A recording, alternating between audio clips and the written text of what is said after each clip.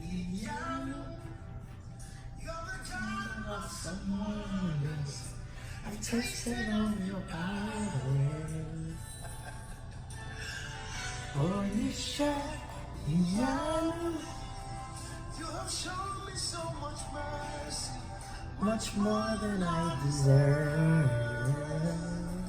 My eyes have seen, my ears have heard the wonders of your grace. Creation in all, and we joy to give you praise. The beauty of bubbles, eh? The simplicity of it.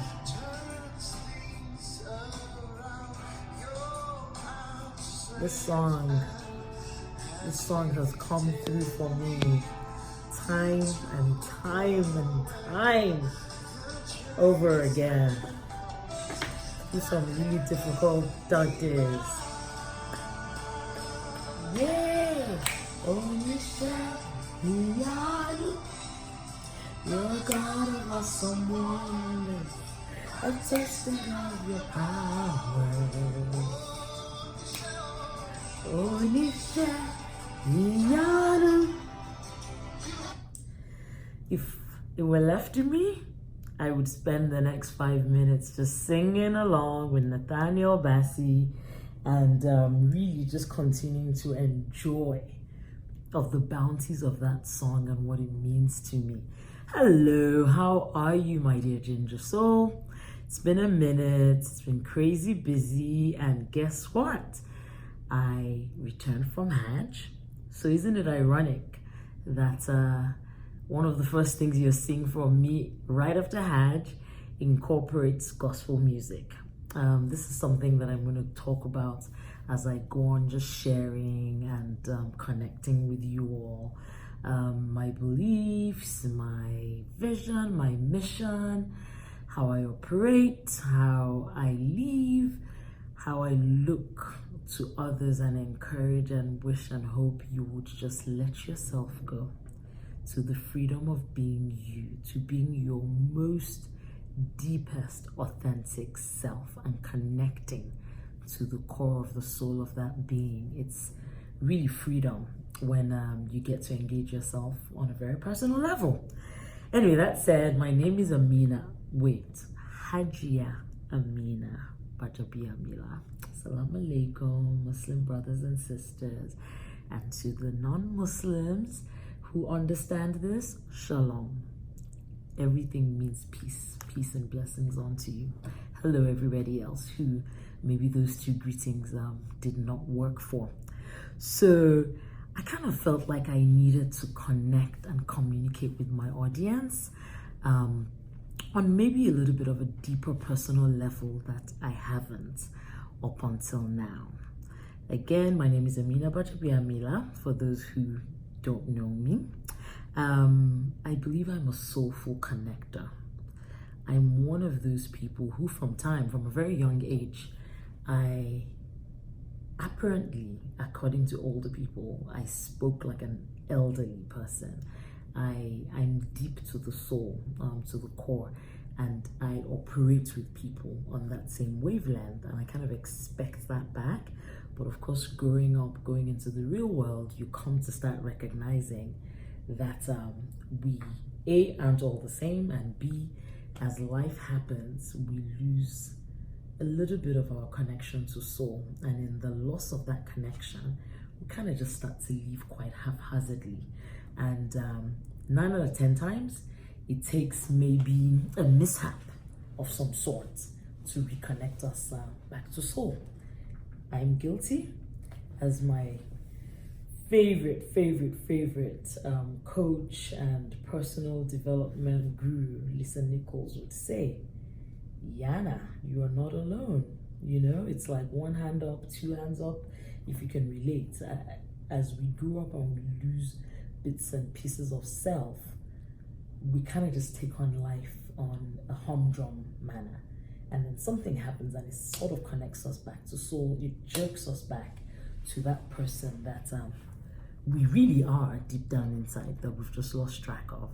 So in my work today of experiential transformational lifestyling, what I'm privileged to enjoy is the opportunity to dig deeper and deeper into my soul, the opportunity to ask myself questions that are not necessarily very popular questions for people to ask of themselves, and to challenge myself to answer those questions in such meaningful ways that I can translate them to how I live, how I impact, and how I influence others.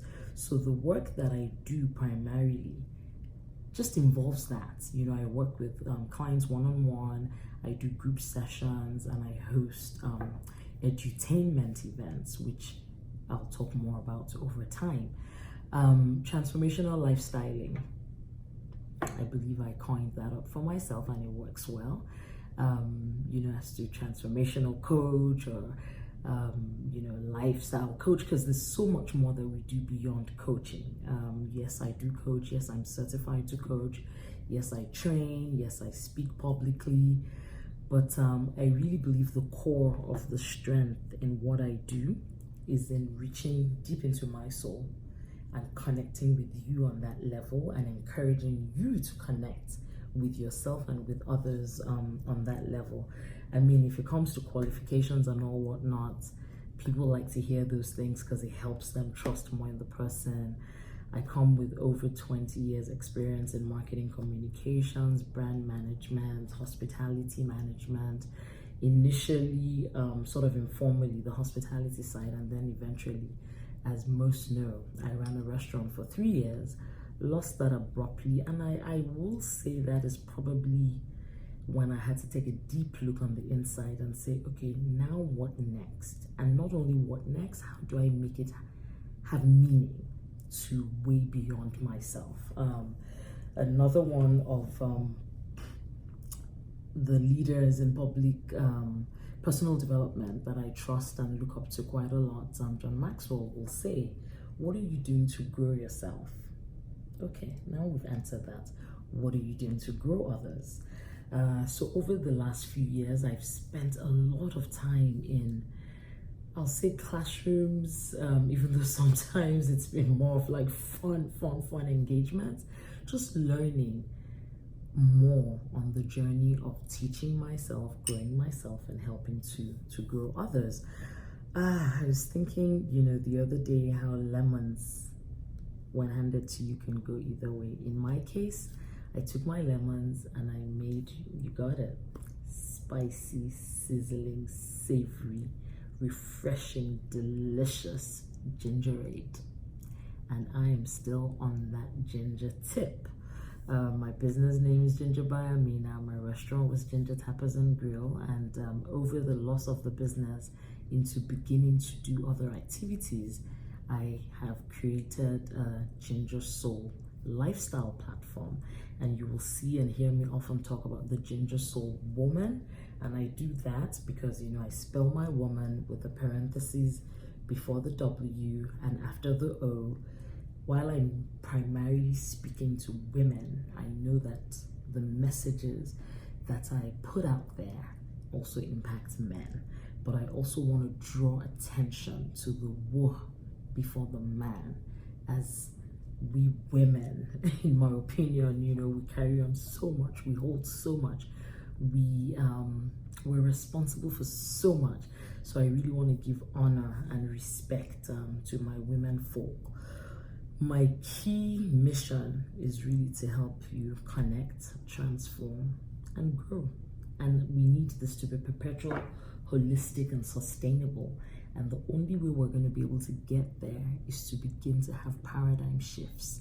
So just mindset shifts, the way we're thinking, the way we're connecting with self, just being deeper, more intentional, more truthful, and more mindful. What is one of the reasons that I'm so committed to what I'm doing now? These, by the way, are questions people have been asking and saying, you know, you're not talking enough about these things. We just sort of noticed that you're more in the personal development space, less in the hospitality space, which isn't entirely true. because if you've engaged in any of my training, it's a hospitality event. You know, I remember when I held the only corporate job I've ever held in the country at ARM, my HR manager said to me one day, she said, "You can make a party out of anything, can't you?" And I laughed, you know. I didn't think of it as a strength then. I just thought it was like, oh, is she trying to say that all I got on the mind is party? But the truth is, the more you want to connect with yourself and own yourself and be authentic, your authenticity will always show up. You will always be and present yourself as the best version of yourself in the ways that you are comfortable. And for me, it's one way, for you, it's another. And there's no right, there's no wrong, there's nothing that says you present and you operate on the wavelength and level that I do. What you need to do is to operate within the realm that works for you and that is comfortable for you. So what I do, I call experiential transformational lifestyling, which really just means that I enjoy working within curated immersion experiences. I'm a visual learner, so I also teach in ways that I believe people will retain information better. So beyond being a visual learner, what I've learned as I've grown is that I'm also very much an experiential being. I enjoy experiences that are unique, that are different. You know, doing is something that works very well for me. And I know that a lot of people out there learn that way, especially the older we're getting, right? It's a bit harder to retain content. So through experiential immersions, I feel like my clients, my target audience, my prospects, you're able to take content and just sort of remember the activities you did, and that sort of helps you, you know, retain, regurgitate, and use information. You know, for example, this is my checklist to keep myself on track with activities on a monthly basis. If I'm in a session, this is one of the things, you know, I would bring out. I would go through some of my targets on my growth trajectory for the month. I would share where I'm at, and I would encourage the use of something like this on your own also.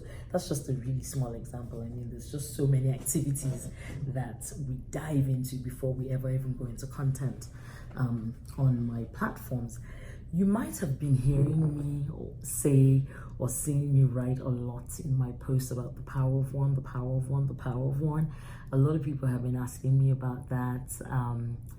It's a basic brand marketing concept, and really it just boils down to authenticity. You know, if I talk about how the importance of your power of one is as an individual, imagine what it is for a company or an entity. We're going to put that in the parking lot. I have more content and videos coming to share. As a matter of fact, my children feel like it's taken me a little bit too long to start something of a podcast or a vlog, or, you know, some YouTube series or a TV show or a radio show. And, you know, I argue back and forth what it is I need to be doing on what platform. And I think at the end of the day, the goal and the objective and the important thing for me is that the words and the messages that this voice was born to convey should go out into the world, regardless of platform. When it makes sense to go via video, I will leverage that. When it makes sense to speak behind closed doors and, you know, the face isn't seen, I will leverage that. When it makes sense to write it so people can read and take it with them and share and pass on, I will do that. When it makes sense to sit with somebody else and have conversations where I'm interviewing or they're interviewing, or we're just having a dialogue, or, you know, multiple people discussing, I will leverage that. I also definitely look forward to hearing a lot more from you. You know, how would you like to see me show up? How would you like to engage with me? Would you want to see more videos? Would you like me to just write and post or do pictures? I've talked about hospitality being a big part of my life. Fortunately, I love food and beverage, not just, serving, preparing, and putting it out there, but I also enjoy consuming. So a lot of what I do is always going to feature, my favorite things, places, eats. I want to start doing more reviews of spaces because I enjoy eating out so much. I almost think it's a disservice the amount of time I spend on the road not sharing some content with others that hopefully you would find useful. This, for me, is the beginning of what will be a lot of engagements and interactions with you. I look forward to spending more time with you, Ginger Soul Woman. I look forward to you sharing with me as I share with you. And I look forward to eventually, meeting you, be it again in this social media world of ours that is so real sometimes that you see people out in public and you think you know them, you almost go speak to them. Or be it that we actually meet in a session, at an event, at functions of yours or mine. I'm really open to the interactions and beginning to get to know you better. And just for the records, I live in Lagos, Nigeria. This is my primary home. Having said that, I do have 2 children of college age in the United States. So as opportunities and needs require, I will be spending a lot of time in Atlanta. And guess where? Sunny Miami, which is where I'm at right now, settling my second son into college. Go Kabir, Barry University. I was enjoying my background view so much that as night fell, I decided I was just going to come up and share with you and speak with you. And I think what I'm going to do is try to get another video in during the daytime so that you can also enjoy my background of the ocean and just some of the Miami traffic and activity during the daytime.